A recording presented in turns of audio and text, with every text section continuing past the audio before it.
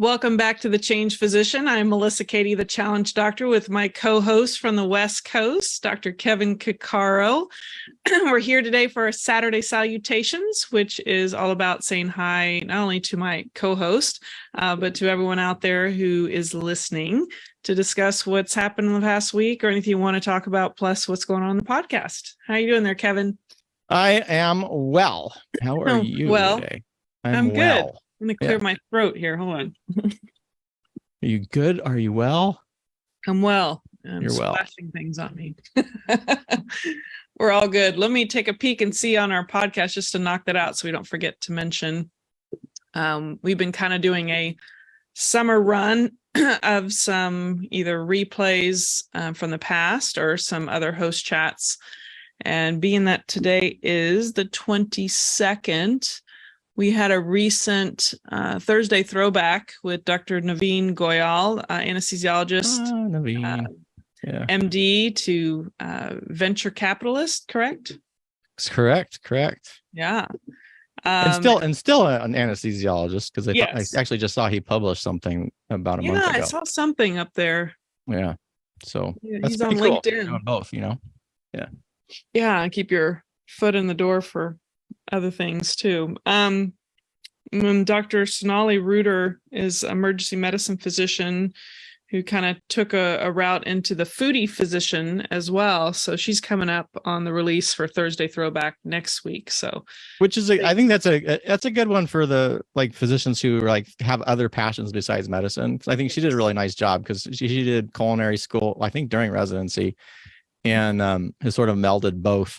And she has that little side gig of posting recipes or whatever, but it's not her primary gig, but at least it allows her to kind of fulfill that, scratch that itch. Mm-hmm. It's interesting because there are physicians out there who have all these really cool, they call them, side gigs or whatever, but really are more passion projects. There's one I'd love to get on the podcast who does photography. I don't know if you, and his stuff is awesome. I think he's like an ortho, either resident, he might be an attending now, but goes around taking, just beautiful pictures. And, I think that's super cool. I guess my passion is seeing people being passionate about whatever they're passionate about. I just love it. I love seeing people passionate about things and hearing out why and what they find interesting. And anyway, that's pretty cool. So I love to see those stories. Yeah. Not only is it inspiring overall for any of us who maybe have an inkling to maybe venture towards something, I think the energy they bring in that enthusiasm is pretty contagious. So I don't know how you can't get excited for people unless you just don't care about people at all. But hopefully that's not the case for people listening. All right. So anything you want to share from the past week, or I don't know, any factoid or any excitement? Well, it's been an interesting week. We had a little talk beforehand. My wife recently lost her mother actually a week ago. And so that's always kind of interesting, is kind of being faced with death again. And this one was a little bit more expected versus the other loss that we had suffered at the beginning of the year. I think it just kind of reminds me, people just need to remember that we're all going to die. So make sure you prep for it. Make sure you talk about it. Make sure you know what you're going to do. Make sure what you want, make your wants known. Make sure you tell your family and your friends that you love them and all that stuff. So, it was a long process but it was a peaceful end.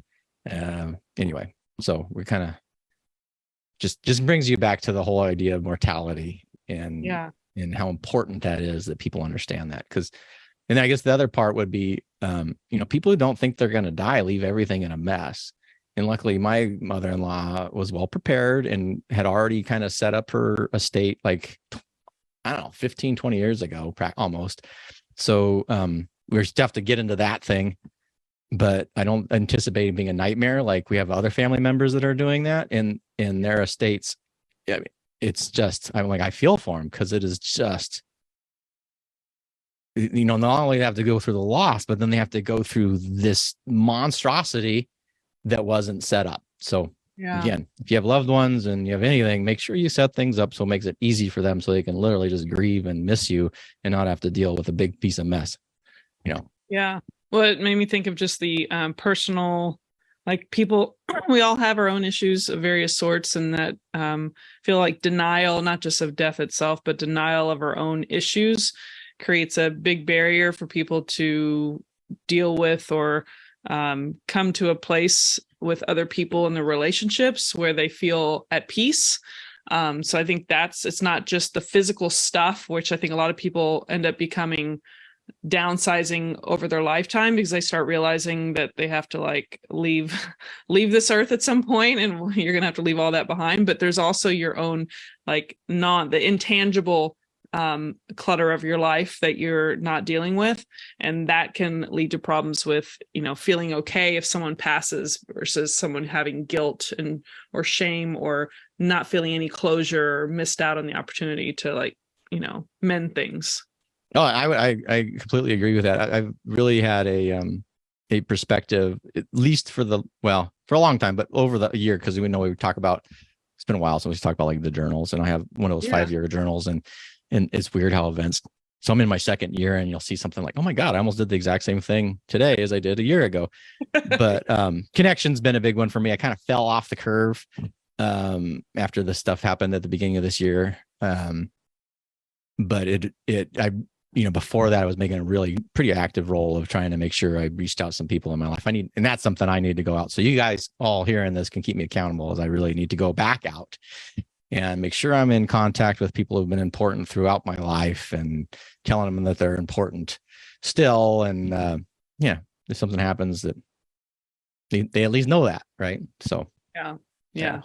Totally agree. Yeah. There's always a sticking point with, I mean, there might be some perfect people out there, but there's always something in all of our lives that we struggle with. And so, unfortunately, sometimes that little struggle can impede really feeling peace at the end of somebody else's life that meant something to you and you just hadn't talked to, or whatever the problem may be. So, obviously this is a topic we've touched on in a few episodes. You can go back and look through some of our episodes. And it's not always a topic people want to talk about, but let's see. But it's a topic they should talk about. Yes. That's, and I, there's a lot of stuff that people don't want to talk about. And I think the things that we don't want to talk about are probably the things that we actually need to talk about. You kind of go back to, when we had Kelly Casperson on, right? Oh, sex is a taboo topic. Well, it's important. So we should probably talk about it. We should talk about it frankly, and we shouldn't have all those weird hangups about it. It's the hangups that are the problem. Politics. Nobody wants to talk about politics. Well, at this point in time in life, we should be talking about politics, and maybe I should be talking more about it even on this podcast, because there are huge events, like monumental events happening in our country, and you could either go with your gut, which is never the way to do things, particularly if you're a physician, or you can go with the data and actually look at what laws are and go that way, which is the way I would probably recommend. And we should be talking about that a little bit more. Like, what does the actual data show and what does the actual law say? But, all these, what was that? The thing is, like, never talk about politics, sex, and something at the dinner table. Oh, and religion. Let's talk about religion, right? Let's talk about, religions that take away personal sense of agency, that set other people to be second-class citizens, whether that is a certain gender or a certain race. These are really, really important discussions that we should have in a democratic society. Now, if you're in an authoritarian society and you can't, because you have a government that is killing people or legislating or saying that you are less than me, and so you have no rights anymore. Well, first of all, hopefully you can get out of that. And second of all, you don't want your country to turn into that. And it's, if we, in democracies, it's kind of a weird thing. So you have to talk about this stuff. You have to be aware of it, and you have to be actively engaged in it, because as soon as you're not, and you get people in there to change it, then it's gone. Right? Democracy is like a constant battle of making sure that we have open discussions on important topics at all times. Because as soon as you stop doing that, then you find out you can't have those conversations anymore. Yeah. So I think that's a stupid piece of advice. Talk at the dinner table about sex, politics, and religion. I think I've talked about all of those, except almost all of those with my kids. Yeah. It's all about how you talk about it. Like, it's like you said, if you well, let's just say this. Let's say example, sex in general, from a patient physician standpoint, if the physician acts uncomfortable talking about it, the patient will be uncomfortable. So if one side is going to be avoidant or uncomfortable, then it's not going to create an environment of safety, of feeling like it's okay to have different opinions or different beliefs. And I feel like the politics thing, the more silent we are, we've realized that there's been a lot of divisions in this country, and it's like we haven't even taken a chance to try to understand. Because it's funny, because you find out over these last few years that there's friends that you were really close to, or they're great people, they've always been very kind and loyal to you, but somehow they see the world differently. And it's like, why not try to understand why? And I'm going to probably eat my own words. Sometimes it's hard to talk to people where you feel like they're so far different than your belief that it makes it hard to have that discussion.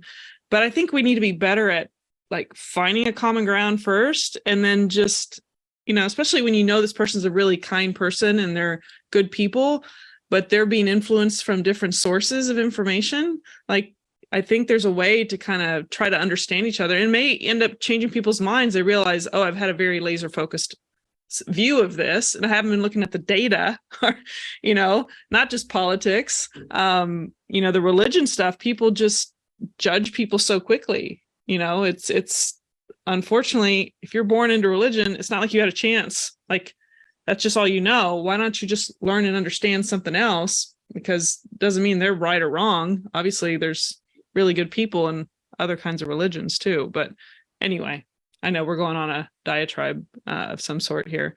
Not necessarily a diatribe. Well, okay. How about going on a tangent? I think tangent is a good one. Yeah. Yeah, tangent's better. But you could go on a diatribe, start in these conversations too. But I'm gonna hit back a little bit though, is because we're at a time and place now where it wasn't even 20 or 30 years ago, and people say, "Oh, like I don't like that." I'm gonna flat out the Trump thing, and particularly the second time, then like he ran the second time. Yeah. And they're like, "Oh, but they're good people." I'm like, good people are judged by their actions, not necessarily what they say that they're good. Yeah. And right or wrong, in fact, I would say it's more right. You become associated with the people that, if people around you are doing bad things, people that you are voting for are doing bad things, then you are supporting bad things, period. Yeah. And it's not like, well, what about, but it's, if they do bad things and you are supporting them doing bad things, you're doing bad things. Called complicit. You're being complicit. And so I don't, and at some point, wrong is just wrong, right? We're not like 20, 30 years ago when we were talking about economic policy. Like I don't want to pay taxes because I need more and more and more and more and more and more, and I just don't want to pay any taxes on anything. I mean, that was a whole different thing, or thinking where money should go, or a belief that the government can't spend money, or the belief, it's more important for me to keep my money versus the government. We're at the point where when you're in a situation when you have people disobeying the law, like flat out disobeying the law, and just making up their own stuff, like basically saying, we want this, and it doesn't matter what the law says. That is no longer a democracy anymore. It's not. And if you want to move into a country where they can just willy-nilly do whatever the hell they want, despite what the matter of the law is, the only people who survive in that is the people with power. And if you think you have all this power, wait until you don't have it. That's we did that one episode on the veil of ignorance. You should be able to. The society you should want to live in is the one that you can step into that society in any role, from a prisoner to a politician, and know you're going to be okay. Yeah. And that tells you what a just society is. In our society, I think there's a lot of people moving to a society that is even more unjust than the society that we have now. And that's really, really concerning to me. And it gets a little bit, it gets a little bit difficult to me, because then people are, but people are so nice. But if you're so nice, then you should be able to see what's happening in a way and realize that people are getting hurt. And when we're creating legislation that disenfranchise large swaths of the population simply to hold on to power, that's not right. That's not nice. And that's not kind. And now, granted, I have like super high expectations, and I have some pretty rigid sort of, that's probably one of my biggest faults is I'm pretty rigid. I know it's shocking. But when it comes to things that are right versus wrong, I do think that there is some rigidity there, and what's fact and what's not fact. That's the other thing, we can't even have discussions because we bring up data and they say, well, it's fake data. Like, well, what? Well, how do you know it's fake? The only data that you're going to support is the stuff that you already believe. That's not science. That's not data. Yeah, that's not data. That's more religion. That really is. You're just coming into straight fat belief there, and that's something to be really, really weary or leery and weary and leery. But yeah, anyway. I think it's interesting how strong, just like as a human species, and how strong a belief. The beliefs are so strong in people. They always think a belief is a truth. Mm-hmm. And I find that so fascinating, because that's where speaking of rigidity, that's where it's really hard to help them see anything, because they're being, it's muddying their perception of anything else. The one thing I wanted to kind of pull back around to, because we talked about being comfortable talking about, death or politics and sex and all those things, is that the irony of it all, because I've worked around, I've volunteered with hospice before. And the fascinating thing is these people are facing, seeing, not denying death every day of the work that they do. And I find that they are the most, I don't know, like appreciative of the life they're living in that day, and the comfort that they have with, helping people during these phases, and drifting into death, or, it could be short term, or it could be a long-term process. I find that they're the most comfortable, because, they're facing it every day, and they're willing to engage in that. Obviously, they have to have a willingness to engage in that kind of work. But I always think to myself, why is it that, not that you have to talk about death every day, all day long, but when you're surrounded by it, whether you're talking about it or not, you're still having to help people with that. I still feel like there is something where you have a better appreciation for life, kind of like we talked in our episode. But you look at the hospice workers, I just think that's a great reminder. You can still be around it or talk about it, and it's not making life worse. It's actually almost enhances and makes your life better. So, not that everyone has to do work in hospice. It takes a certain special person, but I think that's a great insight, though, because when you're working that situation where you're seeing so much loss, it gives you a greater appreciation for the things that you have. Mm-hmm. And I think that contrast and my brain's like then twirling, because I'm kind of like thinking how decisions are being worked and how we compare and contrast, and our brain's doing all this stuff all the time. And I'm sure that being in an environment such as that, where you're seeing end of life and death, makes you then increasingly aware of what it is to live. Mm-hmm. And that's easy for, kind of look at other different aspects of life. If you are not being exposed to it, so I'm going to return to kind of the injustice thing. If you are not exposed to injustice in your life, then you probably don't have a good appreciation for justice. Mm-hmm. And, if you've never been, because all it takes is one moment of injustice for you to, well, at least to really sort of feel it. Right? When things are wrong and you're powerless to change something, I guarantee that would change your perspective on what is just and unjust in society. And the more and more we get isolated in these communities where hopefully you shouldn't face injustice, but if you don't appreciate that because you don't experience injustice, then justice only exists. There is no injustice in the world. Well, you probably need to be exposed to some injustice, or at least be aware of it or see it someplace, to recognize that it still does exist. And that's a pretty harsh reality for someone who has to live in an unjust society to deal with on a day-to-day basis. Yeah. You made me think of a friend of mine who explored religions on her own at a young age. Not only does she have a better understanding of the variety of religions, she decided to choose Judaism over another religion and converted. And by no other than her own desire. And I found that pretty remarkable.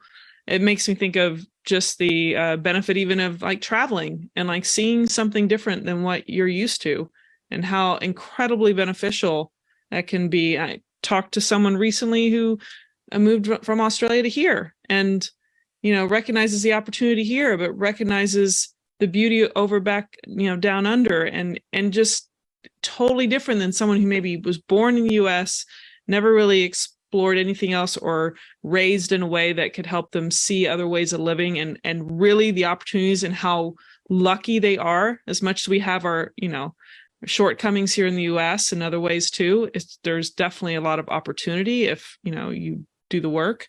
But yeah, I forgot where I was going with that, but the last thing I was to say about that hospice, it's meant to be, and this is just kind of a play on words, but they call it comfort care. But I find that they're very comfortable with that kind of care. Like they actually, despite providing comfort to the patient, they have a comfort as well being in that environment. So you have to be willing to get a little uncomfortable sometimes to be comfortable. Well, I think that's also super, super key, is being uncomfortable. Well, being comfortable being uncomfortable, or being comfortable with uncertainty is a big one.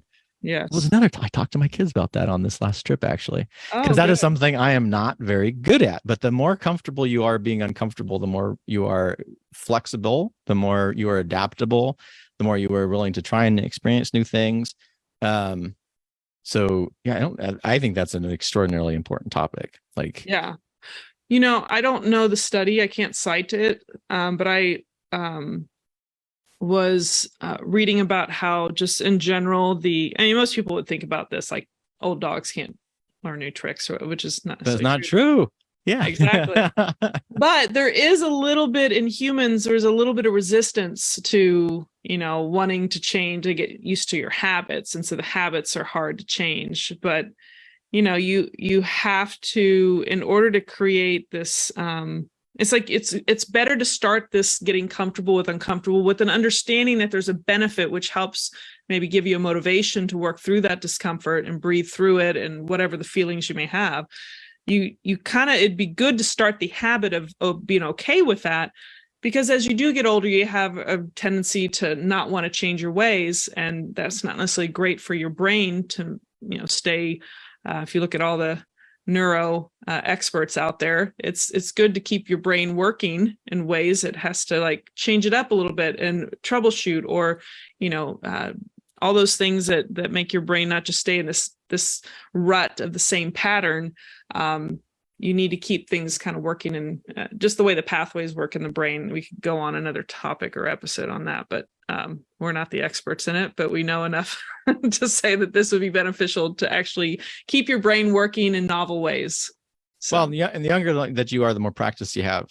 Yes. And the more habitual it'll become. Yes.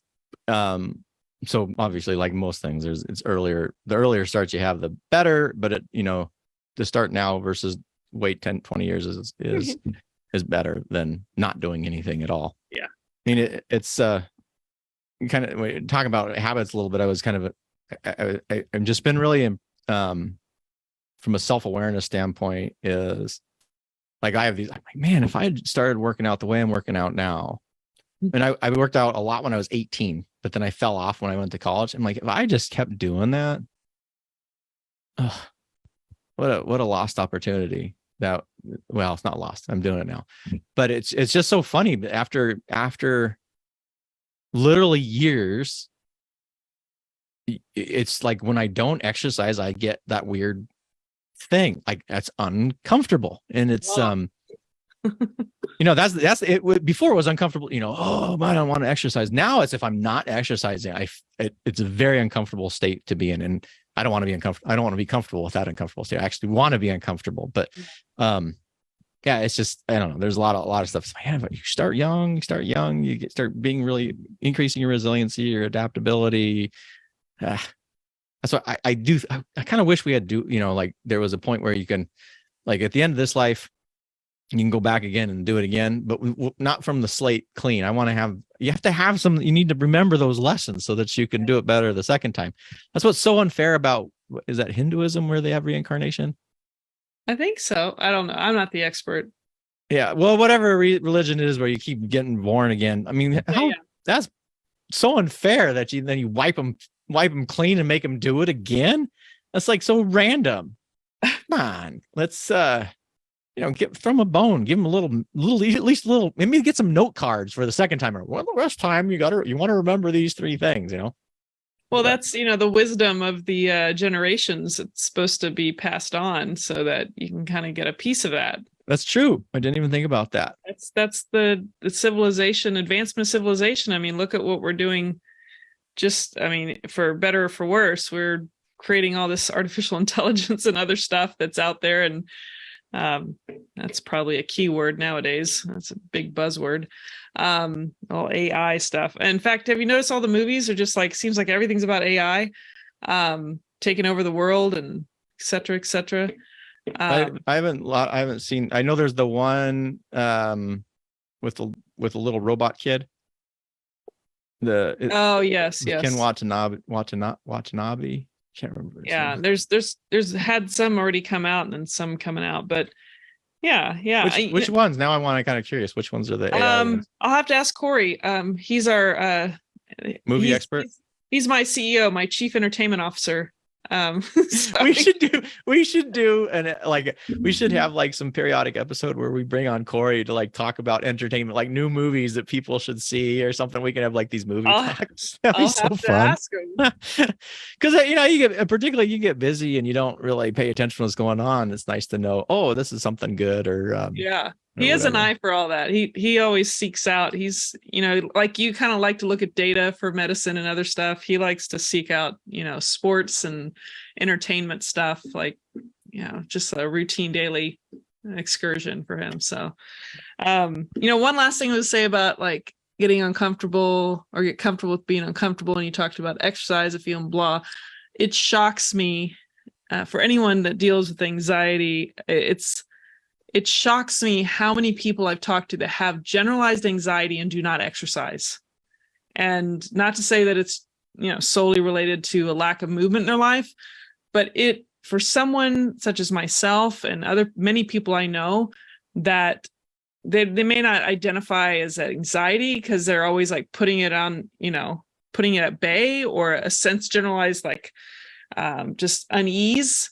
It's crazy, like how when you exercise most of your life that you feel so much better. You can almost identify that anxiety or an unease or a tension, sometimes just an attention feeling or irritability, that when that starts coming back, you're like, I need to go work out. But for people who don't ever work out, they don't even recognize that they can actually make it better and maybe get rid of it. And that's completely shocking, that there are so many people who are completely oblivious to that benefit.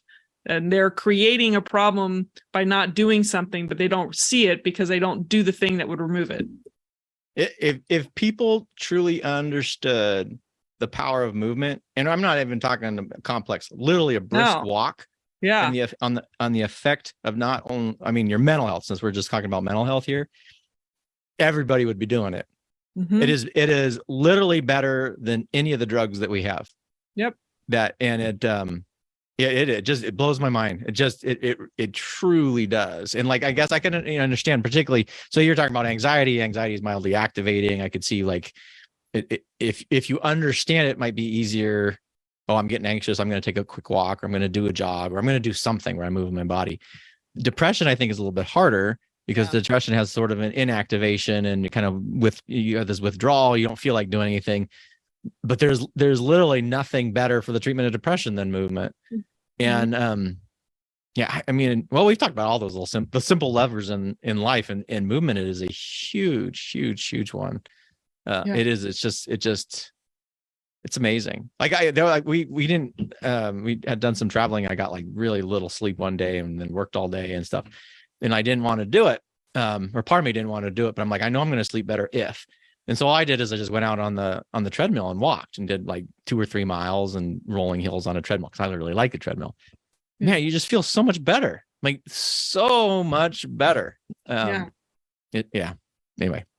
Yeah. And if I feel worn out, I mean, sometimes, and luckily, actually, it was yesterday before. It was because of my husband, because I was feeling a little bit drained. He was just like, you need to go. Because of my husband, I feel a little bit drained. No, I said, I inserted, let's hash the way I said it. Rephrase that. Yeah. It was in the wrong order. I felt a little bit drained. So my husband said. My husband reminded me I need to go work out because I felt drained at the end of the work day, which is not because of my husband. It was because I went to go work a long day and I just didn't have the energy in me to go work out. But he was the reason, the impetus for me to like go put my you-know-what on the Precor, which is just like a, cardio machine. And I was so glad I did it, but sometimes you do need a little nudge, but sometimes you have to just, like you said, you say a phrase in your head, I will feel better if, or I will sleep better if. Or I'm just going to do, like, the other thing is make the barrier super low. Like, 5 minutes. Exactly. That was, I think, is one of the little things that made a big difference for me is reduce the friction to the activity by such like until it becomes, I just don't want to do this. Right. Yeah. And there's no excuse. And then if you chose not to do it, it's still okay. You just know that you're being lazy. Right. Mm-hmm. And there's no other things, but I'm going to get on. You could 1 minute walk on the treadmill. Yeah. Or take whatever it is. But if you reduce the barrier until the decision really becomes like, okay, all right, fine. I just don't want to do it. Yeah. Yeah. My low exertion effort is like, if I just don't want to do anything, I'm like, okay, I'm going to do 3 sets of 20 sit-ups. That's all I'm going to do. And then I end up doing something else most of the time, but it's just a matter of making the brain and the body connect again, where it's like, well, it's all really one thing, but just going in and doing something to create the habit of still acknowledging that you need to move your body in some way or strengthen it. I find at this point, like if I'm going to pick something, I don't feel like pushing myself with like cardio, and I don't really want to do heavy weight. I still wanted the strengthening part, especially as a female near 50. Like I feel like, okay, if I'm going to do a little 20-minute or 10-minute session of something, I need to do some strengthening because I'm likely to lose my muscle mass over time, like most of us. So that seems like a great value in my mind based on, data too. So, well, we did a long one today. We were all over the place. Yeah, we're just surfing around everywhere. Well, do you want to take us out or any other last comments? No, I'll just take us out. All right.